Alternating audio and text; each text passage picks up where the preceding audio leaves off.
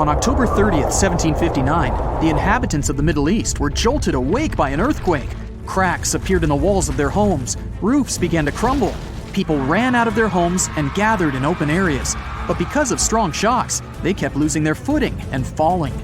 A month later, there was another earthquake, but it turned out to be even stronger. Trees broke, houses collapsed, deep cracks appeared in the ground. The disaster lasted for 2 minutes. Oases, roads, and cities were destroyed. Incredibly, Baalbek's ancient buildings withstood earthquakes. Some historians state that this majestic and mysterious place was built during the Roman Empire, but many researchers disagree. Whatever the truth is, the city is one of the main archaeological phenomena of humankind. The most amazing building of Baalbek is the Temple of Jupiter. The inhabitants of the Roman Empire believed that Jupiter held power over lightning and thunder. The building looked like a platform with 54 columns. A massive roof rested on these columns. Today, you can only see 6 70-foot-high columns. Each of them consists of 3 sections and resembles a pencil. The cores of these pencils were made of lead. This made the columns exceptionally strong. Each of these pieces of stone weighed an incredible 80 tons. That's the weight of 35 Ford Explorer SUVs. Look, this is the largest block in the Great Pyramid of Giza. But compared to the blocks from Baalbek, it doesn't even look that impressive. The foundation under the Temple of Jupiter was preserved. That's how specialists figured out it consisted of about 25 monolithic stones, weighing 450 tons each. It means that the blocks from Baalbek weigh almost 4 times more than the blocks from Egypt. There are 3 more enormous limestone blocks in the foundation. They weigh 800 tons each. This is more than twice the weight of a Boeing 747 plane. Ancient builders must have had a hard time carving such giants from a piece of stone. And after that, they also had to pull them to the construction site and lift them to a significant height. Repeating these logistics would probably turn out to be a nightmare for present-day builders. To do this amount of work, they would need modern equipment. But Baalbek's constructors didn't have trucks, cranes with circular saws, or electricity. How did the builders of the past manage to do this? Scientists have a theory that includes ropes, winches, and lever systems. Naturally, the engineers of the past made all the gadgets from wood. Around 3,000 feet away from the ruins of the temple complex, there's a quarry. Archaeologists suppose that's where the stones for the construction were cut. They found a block of limestone there. It seemed to be too large, even for this incredible place. The monolith got called the Stone of the South. It was 65 feet long and 13 feet wide. The ancient builders didn't have time to completely separate it from its mother rock. A group of scientists from Austria estimated that this piece of limestone weighed more than 1,000 tons. That's like 3 Boeing aircraft or 160 African elephants. There was another surprise awaiting the archaeologists near the Stone of the South. It was the second monolith that weighed more than 1,200 tons. But the ancient builders didn't stop at that. They continued to work. In 2014, in the same quarry, German archaeologists unearthed a block that weighed 1,650 tons. No one has figured out yet why people of the past needed a piece of stone that weighed as much as 125 school buses. It's also unclear how they were going to move this giant and why they didn't finish the job. In any case, this third monolith is the largest processed piece of stone in human history. There are more questions than answers. Some researchers believe that people of the past had high-tech equipment. Others don't think so, but are eager to understand how the builders managed to move those stones. There's a huge number of ancient buildings and artifacts on the planet. Lots of them make researchers scratch their heads. Near the Pyramid of Djoser in Egypt, archaeologists have found a network of tunnels. This place is called Serapeum. It contains 24 sarcophagi weighing from 70 to 100 tons. The giant boxes are carved from a single piece of granite and covered with heavy lids. The sarcophagi are perfectly symmetrical. To the touch, their walls are as smooth as glass. Even with the current level of technology, this is very difficult to do.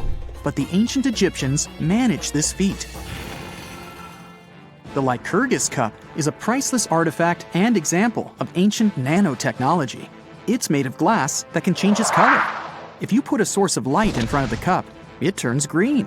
If the light is behind the goblet, it becomes deep red. In this case, the figure of Greek king Lycurgus turns pale purple. Scientists understood how this color change worked only at the end of the 20th century. Through microscopes, they saw nanoparticles of silver, gold, and copper. They had been added to the glass matrix. Thanks to this, you can observe a color change called dichroism. Interestingly, the gold and silver were grounded into a fine dust. It's almost impossible to do this by accident. Most likely, the ancient experts knew for sure what they were doing. Bolivia has a curious place called Puma Punku. It looks as if an ancient giant played there with an enormous construction set. And after the game, they forgot to put the pieces back into the box. But there are no giants, and the huge stone blocks were carved by ancient builders over 1,500 years ago. Some of the rocks weigh 100 tons. The blocks were brought to an altitude of almost 13,000 feet above sea level from the quarry 60 miles away from the construction site. There's no forest in that area. This means the builders couldn't use trees to make wooden rollers. The monument belongs to the Inca civilization. Scientists are sure they didn't know anything about wheels. In 1992, the inhabitants of a Chinese village decided to drain a pond. Their ancestors had been using it to wash clothes and catch fish for hundreds of years. They kept pumping the water out for 17 days. At the bottom of the reservoir, they made an unexpected discovery. The villagers saw an entrance to a cave going down to a depth of 100 feet. The incredible find was named the Longyu Caves. Unknown builders carved out 320,000 square feet of galleries. There are separate rooms, bridges, pools, and columns that support the ceiling. The walls of the cave are covered with strange carved lines and patterns. Scientists haven't found any information about who built the caves and why they did it. The construction technology also remains a mystery. Antonio Stradivari lived in Italy in the 18th century. He created musical instruments. More than 600 of his works have survived to this day. 500 of them are violins. One of the instruments was sold at auction for $16 million. The violins made by this master sound clear and deep. Researchers can't understand why Stradivarius instruments produce such unique sounds.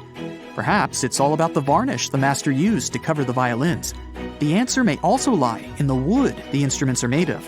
In those days, Europe had a cold climate. Because of this, the wood became denser, and the instruments made of it sounded especially pleasing to the ear. In the Indian city of Delhi, there's a 23-foot-high pole. It weighs 6.5 tons and is made of 98% wrought iron. The 1,600-year-old pillar has no signs of rust or decay. Scientists believe that the monument is so well preserved thanks to the dry weather and the chemical composition of the metal. It might be resistant to corrosion. And still, researchers don't know how the blacksmiths managed to make an iron pillar that's not afraid of rust. It seems like a tough feat, even for modern metallurgists. The Al-Nasla rock is divided into two parts by a perfectly straight slit. Each boulder stands on a small pedestal. Some people believe this is the evidence of ancient laser technology. But geologists think the split happened due to the ground shifting or natural vibrations that occurred under the rock. This process led to the appearance of the crack. It had been deepening for thousands of years, and gradually, the natural monument took the form you can see today. You know how it goes. As the years pass, common knowledge slips away faster than you can say, "What's that thingamajig for?" Just think, our grandkids will probably be scratching their heads over the buttons on our old school phones. So it's no wonder that some ancient artifacts have got us all stumped too. Take a look at this funky object. Any guesses on what it is? A musical instrument, a toy, or maybe something out of this world? Beats me, and even the experts have no exact answer. This little guy is a Roman dodecahedron, discovered by some amateur archaeologists near Lincoln, England. It's shaped like a fist and made of a mix of metals. Now, as for what this thingy was used for, that's the million-dollar question. Supposedly, these guys were all the rage back in the day in northern Gaul and Roman Germany. According to some ancient maps, similar dodecahedrons have turned up in Europe, Britain, and even along the maritime Silk Road in Southeast Asia. The plot thickens as more and more of these dodecahedrons pop up. Some had wax inside, leading scientists to think they were candle holders. Others think they might have been used for knitting gloves, since none have been found in warmer regions. There's even one found in Geneva with zodiac signs etched on it. sparking some woo-woo theories about fortune-telling. And now a fresh discovery has got everyone's head spinning. Could this be some kind of sacred tool for the Romans? Who knows? Maybe it's the first multi-tool ever, invented way before Swiss Army knives were a thing. Carved stone balls from Scotland are another historical mystery. They most likely date back to the late Neolithic period and come in various types, from sandstone to granite. They're all roughly the same size and have intricate, evenly spaced patterns of circular bosses or knobs. Most of these designs have 6 bosses, but the number can range from 3 to 160. Some of these balls are more skillfully crafted than others, and a few even have extra decorations. There are over 400 carved stone balls and mostly found in Scotland, although some have turned up in northern England and Ireland. These stone balls rarely show signs of damage or use, and there are no clues that would give away their function. Most experts think they weren't practical tools, but had some symbolic or social importance, probably a sign of power or prestige within their communities. The Folkton drums are the 3 stone cylinders from Neolithic Britain, discovered in the late 19th century in a burial mound in East Yorkshire. Nothing similar has been found anywhere else in the British Isles from any prehistoric period. Each drum is decorated with unique designs covering the sides and domed tops. The decorations are mostly geometric, arranged in panels with stylized human faces peeking out from 2 of the drums. Recent studies of the artifacts using new technologies show that the designs had been carved and recarved over time. A team of experts also analyzed the composition of the drums, and it turns out that they were made from local chalk. In the late Bronze Age in Europe, long before coins became common, finely crafted metal objects served as portable wealth and symbols of high status. Across Europe, archaeologists have found all sorts of artifacts, from gold adornments worn by elites to large bronze cauldrons used in feasts. Beautifully decorated gold rings discovered in Wales are among these items. They're known as lock rings and may have been used to hold hair. Now they're flattened after spending nearly 3,000 years underground. They used to have cone-shaped openings at each end. They were found at different times, but were likely worn as a pair and buried together in a single hoard. Other Roman artifacts made of the copper alloy were first catalogued as lunate pendants. But during a recent re-examination, experts found that these items were actually small mortar and pestle sets, known as cosmetic grinders. They were used to grind minerals for makeup and were specifically designed for applying liner and shadows to the eyes. They were mistaken for pendants because of suspension loops that allowed them to be carried on a cord. These cosmetic sets from the 1st century of the current era were unique to Britain. They prove the influence of imported cosmetics and beauty trends from the Mediterranean and Roman provinces, including Egypt. The Salzburg Cube, also known as the Wolf's Egg Iron, was discovered in the late 19th century in Austria. It doesn't really look like a cube, but is more like a rounded object with 2 flat sides. Down the middle, it has a groove, and the surface is covered with pits and craters. Workers accidentally found this artifact when they blew apart a piece of coal. The coal seam it came from is thought to be over 60 million years old. The Salzburg Cube moved between museums, mysteriously vanished in the early 20th century, and then showed up again. Some researchers thought it must be a Victorian-era candlestick holder, but still, no one knows the true story of the cube or its current location.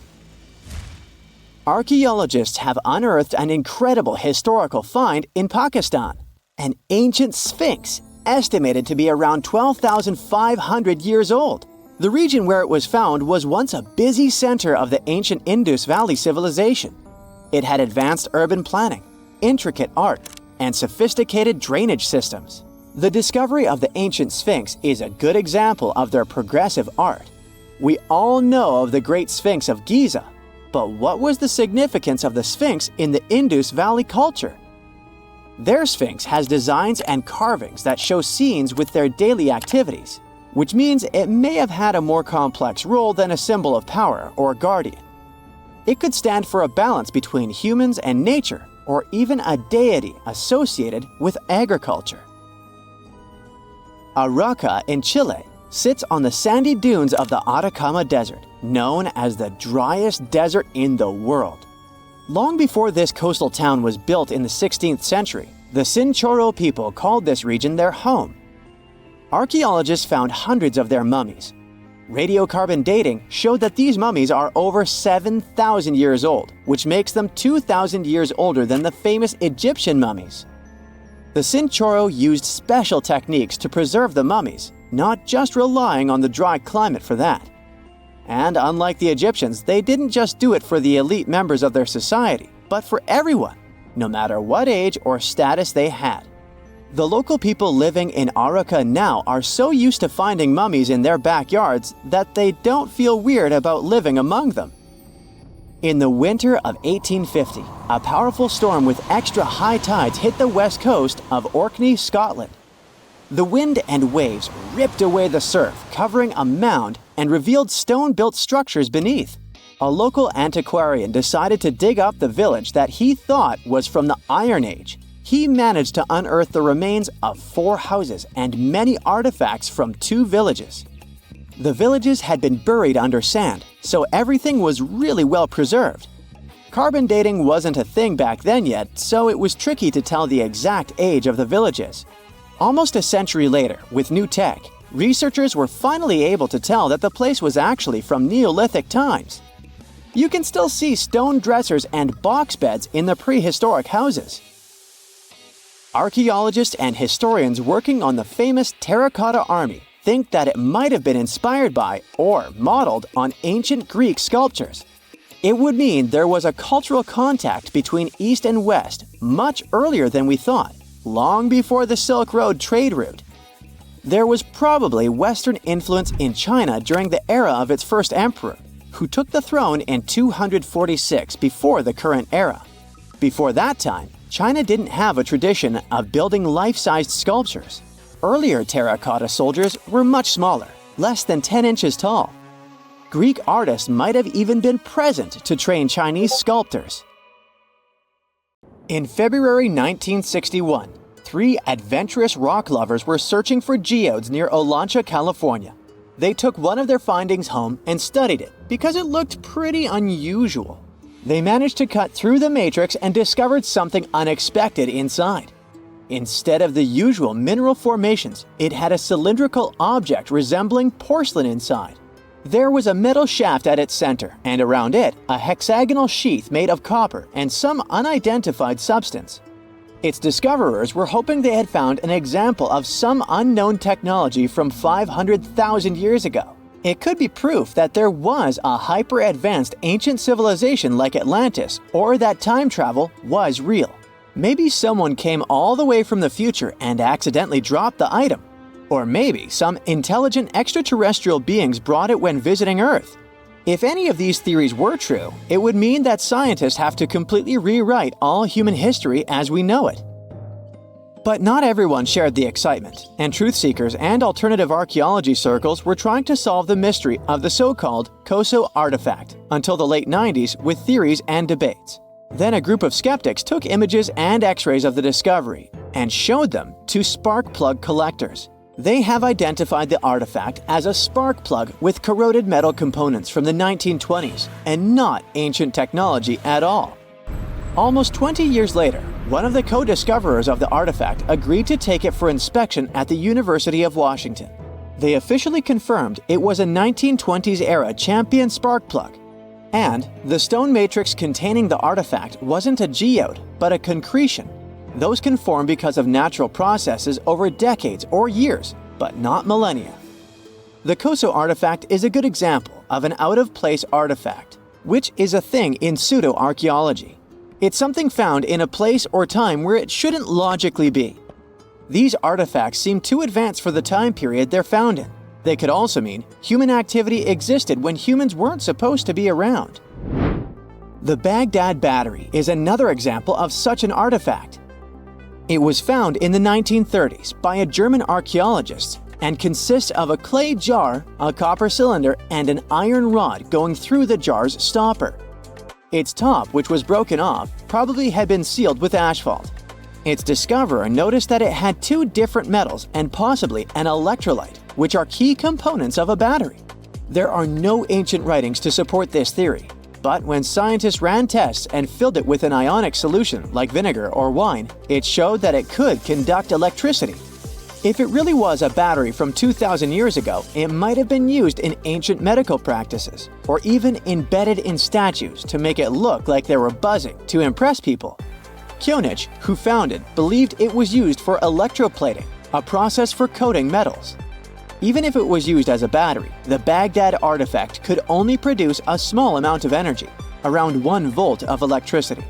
So, some people believe it was used as a storage container for sacred scrolls. Back in the 1930s, a couple stumbled upon something strange while walking along Red Creek in London, Texas. It was a piece of wood sticking out of what looked like an ancient rock formation. Around a decade later, their son, who was really curious to find out its secret, decided to crack open the rock and found a surprisingly modern hammer inside. This discovery caught the attention of Carl Baalbek, a young Earth creationist who claimed the rock surrounding the hammer dated back to the Cretaceous period. He saw it as evidence against evolutionary theory. After some investigation, scientists proved that the rock was not as ancient as it seemed.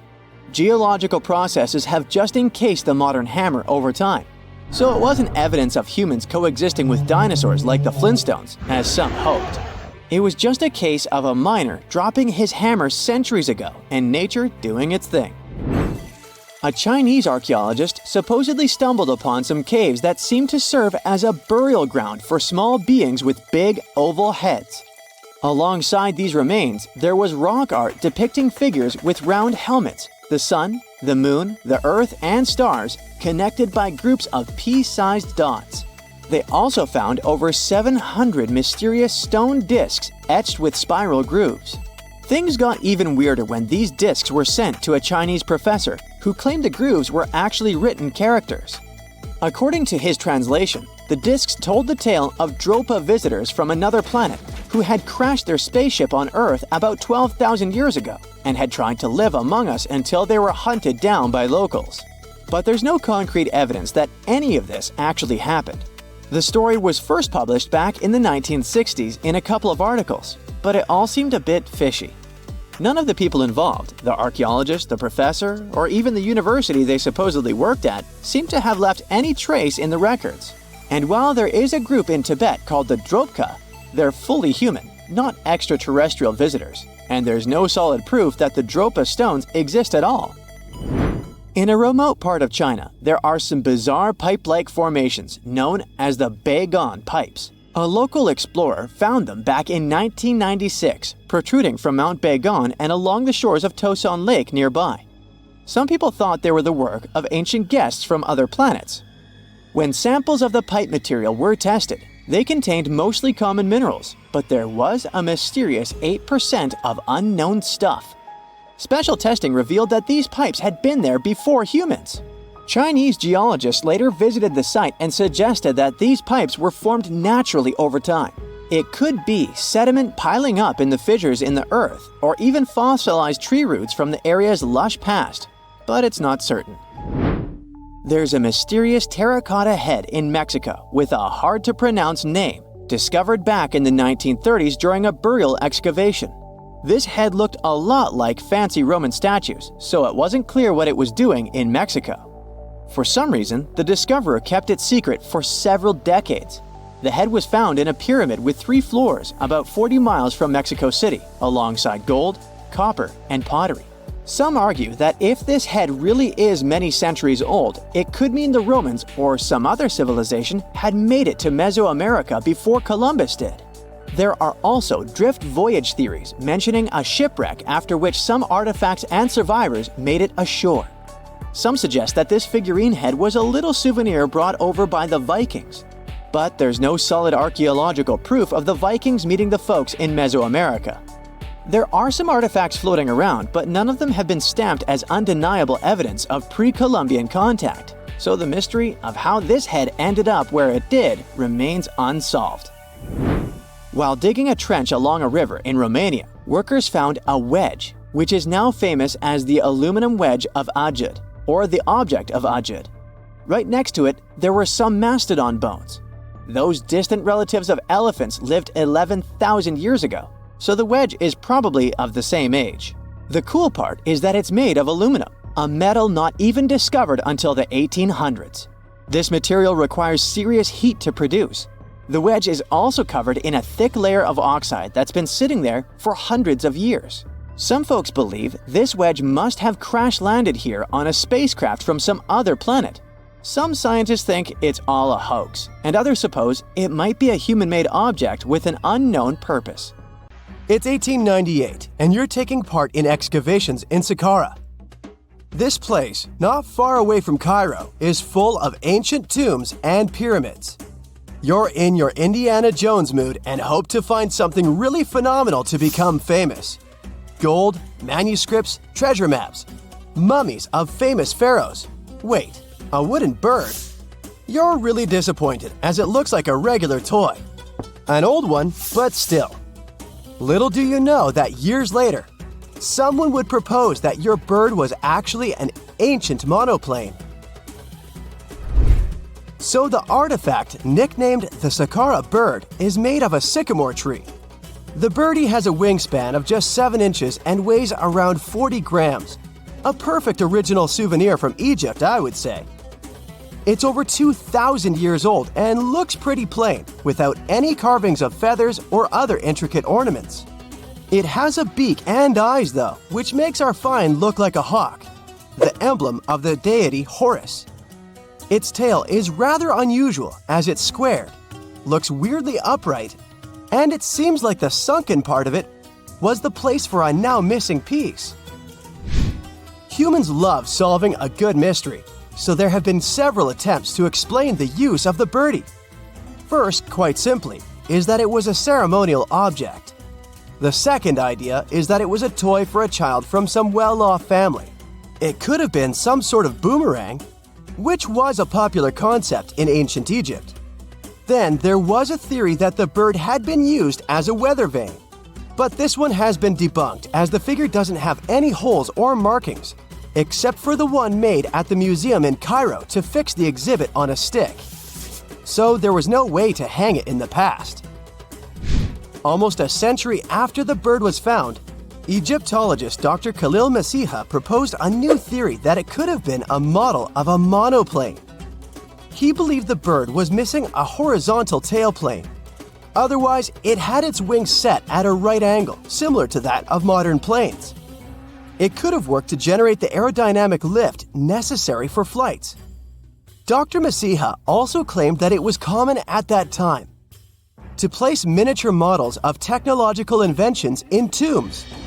So, did the ancient Egyptians really invent the plane in 200 BCE? That would make the Wright brothers, who are considered the inventors of aviation, really upset. They made one of their first flights only in 1903. There's just one way to know for sure, and that is to test the model.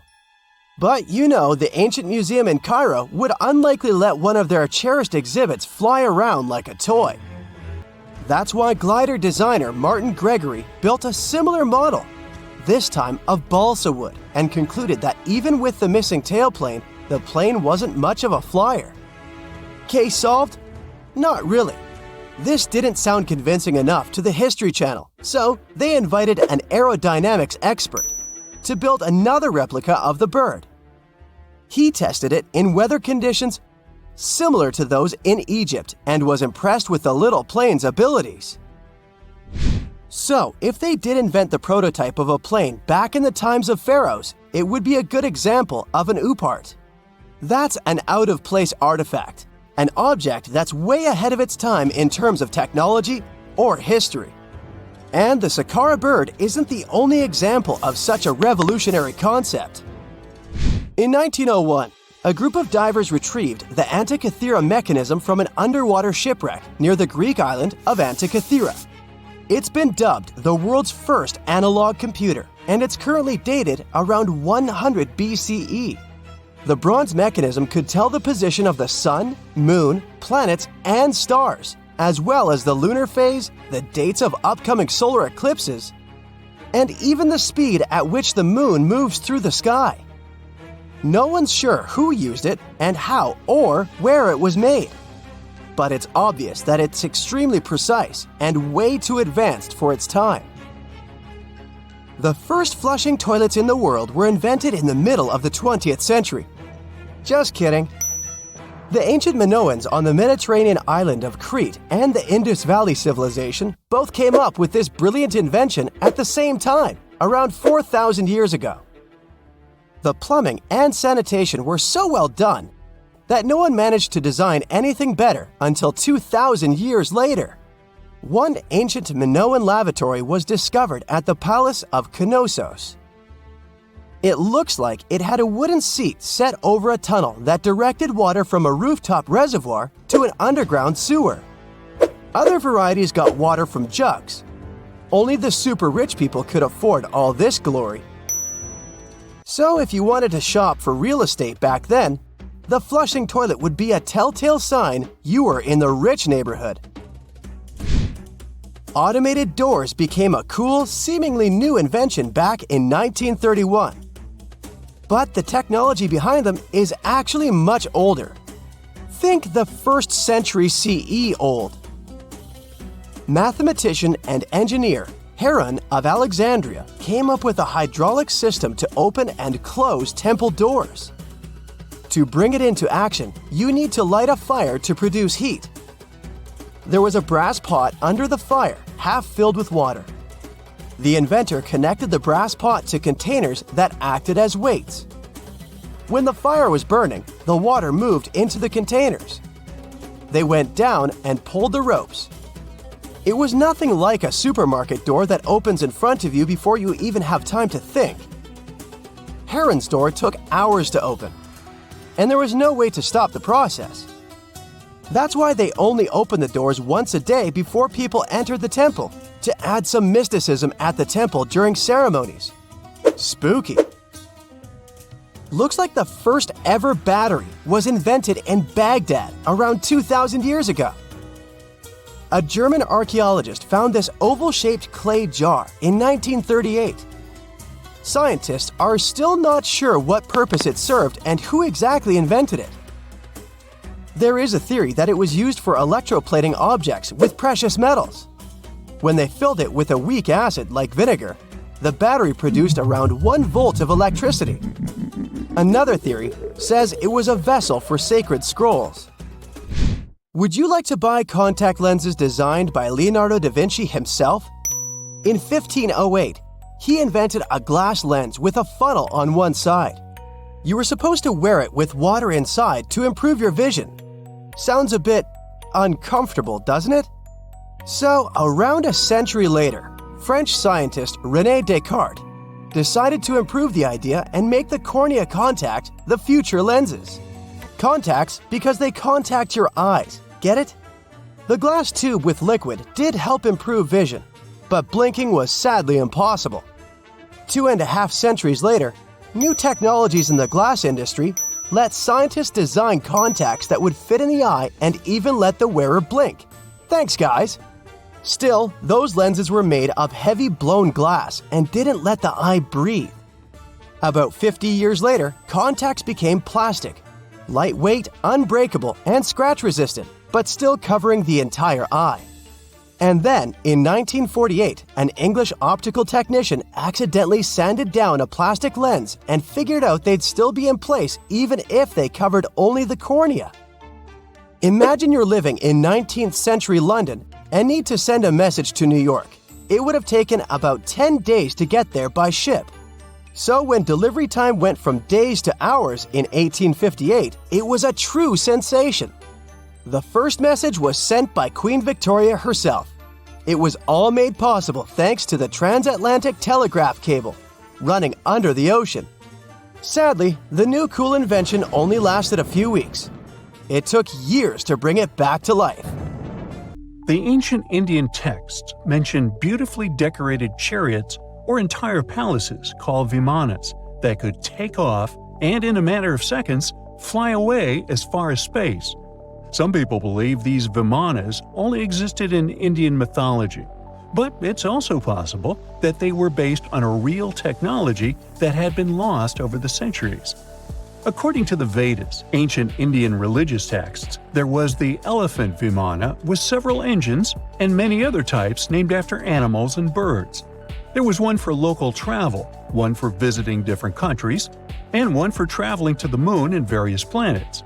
They could develop a great speed. One vimana had the superpower of invisibility. Another one was shaped like a sphere and was built on the winds produced by Mercury. This vimana was said to generate an enormous ray like the sun and make noise like the storm's thunder. All the vimanas were unbreakable and perfect for attacks on foes. Now, to operate a vimana, you'd need to know a lot of stuff, pretty much like today's airplane pilots. 32 secrets in total. They'd cover the aircraft structure and the secrets of taking off and maneuvering without crashing. That's a good thing. The pilot was also expected to know how to be seen and unseen, how to be hidden, how to be quick, how to manage contractions and expansion, and many other tricks. To hide the flying machine from foes, the pilot was instructed to move to the 8th atmospheric layer above the Earth and use the power of dark solar rays. This instruction might sound a bit weird, but there were others, more realistic ones, which still make sense in modern aeronautics. There are sections of ancient texts on the vimanas that focus on details like flight paths, pilot training, navigation, and even suitable clothes for pilots and recommended food for long flights. There was also a lot of technical detail about the use of heat-absorbing metals, the metals utilized, and melting points. The supporters of the theory that the vimanas were more than just myths are sure that the ancient Indians would unlikely go into all these details just for a beautiful story. So, the flying palaces might have been real and way ahead of their time, like many other great Indian inventions. Back in the 6th century BCE, an Indian physician named Sushruta basically wrote the original guide to medicine and surgery. They even called him the father of surgery for his work. Sushruta laid down the details on hundreds of medicinal plants and described complex surgical procedures. He gave instructions on nose reconstructions and skin transplants from one part of the body to another. The original method of rhinoplasty, which involved taking a piece of skin from the forehead to reconstruct the nose, is still used today. But back then, it had a slightly different purpose than surprising your followers on social media. Those nose jobs helped out folks who had lost their noses as punishment for crimes or in fights. Now, you gotta thank an ancient Indian math prodigy for the invention of zero. It might not seem like a big deal, but without it, we would have no binary system and no computers. People before the 5th century CE were only thinking about some sort of a sign to indicate nothing. The invention made addition, subtraction, and other mathematical operations a whole lot easier. You can see the oldest zero in existence carved in the wall of a temple in Gwalior, India. The Indus Valley Civilization was using rulers in 1500 BCE and earlier. Made from ivory, these rulers were found during excavations in what is present-day Pakistan and northwestern India. They were widely used in architecture with amazing accuracy. They had units corresponding to slightly over 1 inch that were marked with precise subdivisions within 5/1000ths of an inch. The next invention is more of a concept than a physical item. Standardization is all about setting the rules based on a bunch of people, things, or interests. One of its cool applications that we've all gotten used to is standard weights. Whether you're using pounds or kilograms, you need these universal measurements for weight, right? For this, we owe a big shout-out to the merchants from the Indus Valley Civilization who lived around 4,000 years ago. They were measuring everything from food grains to fancy luxury goods using these standardized weights. And their weights had decimal and binary mathematical systems going on. They didn't have high-tech gear, but they pulled off some serious precision using complex calculations and even sand for construction. Their art of standardization made its way to Persia and Central Asia, basically becoming the global weight-watching standard. So if yoga is your go-to exercise, you definitely have a personal reason to appreciate the ancient Indian geniuses. Over 5,000 years ago, during the rule of the Indus-Sarasvati civilization in northern India, yoga was first mentioned in the Vedas. Yoga was refined and shaped over the centuries until it grew into a massive teaching with over 200 sacred writings dedicated to this way of obtaining enlightenment. At the beginning of the current era, yoga got a new trajectory thanks to a Hindu writer who laid down a system of yoga in his text, the Yoga Sutras. It became a whole-body rejuvenation, a life-extending practice with poses that you are still doing on the mat today. Yoga has reached the Western world only in the 19th century, and it caught on like wildfire. Chess, the all-time top game for intellectuals, is also an Indian invention. Its ancestor was called Chaturanga, and it was a strategic board game that started gaining popularity around 3,000 years before the current era. This early Indian version of chess was played by 4 people, not 2, and had 64 squares.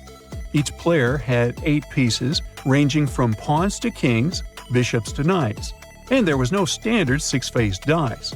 They rolled with an oblong one. Players facing off were actually allies, forming 2 teams based on the direction they sat. Chess, that we know and love today, was first mentioned in ancient Indian literature in a legend. It said that the wife of a villain called Ravana had invented the game to amuse him. Now, the word shampoo comes from the Hindi word, which means to soothe or knead. The substance was invented in India in 1762 and was originally used for head massages, hence the name. The first shampoo was made of natural oils and herbs. British traders fell in love with the idea and brought it back with them to England. It took years for the original head massage oil to evolve into shampoo as we know it today, but it's still an Indian invention. Unlike the ancient Greeks, who wore animal skins, the Indians started cultivating cotton back in the 5th and 4th centuries before the current era. They used cotton threads to produce fabrics that soon became a huge hit in the Mediterranean and beyond. Jute and wool also have their origins in India. Cashmere, the finest and most exclusive type of wool, actually comes from the Kashmir region of India. Buttons that sit proudly on that cashmere cardigan of yours also have ancient Indian origins. Some 5,000 years ago, the Indus Valley civilization started cutting seashells into geometric shapes with tiny holes in them. First, they were just decorations, but then people started using them to fasten clothes. Now, when you think about radio communication pioneers, Marconi's name usually steals the spotlight. He got a Nobel Prize in Physics in 1909 for his groundbreaking radio work. But there's an unsung hero in the radio waves game, and his name is Sir Jagdish Chandra Bose. He spilled the beans on radio communication way back in 1895. He shot an electromagnetic wave across 75 feet at the town hall in Calcutta, and it went through walls, rang a bell, and even set off some gunpowder. Marconi took a page from Bose's book, using his invention, the Mercury Coherer, as a blueprint for his own two-way radio. Bose didn't patent his genius creation, so he only got his credit a century later.